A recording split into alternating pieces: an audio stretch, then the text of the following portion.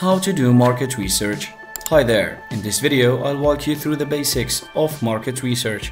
Whether you're starting a new business or launching a product, understanding your market is crucial, so let's dive in. Start by defining what you want to achieve with your market research. Are you looking to understand customer preferences, identify market trends, or analyze your competition? Clear goals will guide your research process effectively. So next, pinpoint who your target audience is.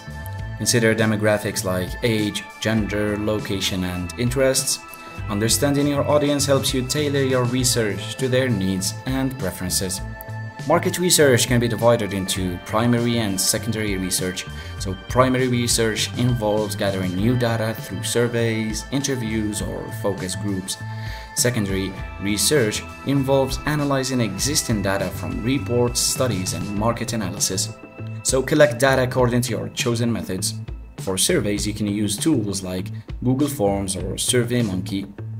For second research, gather information from industry reports, academic papers, and competitor analysis. Analyze the data to identify trends, opportunities, and insights. Finally, use your research findings to inform your business strategy. Adjust your product offerings, marketing tactics, or business model based on what you've learned about the market and audience. And that's a wrap on market research basics.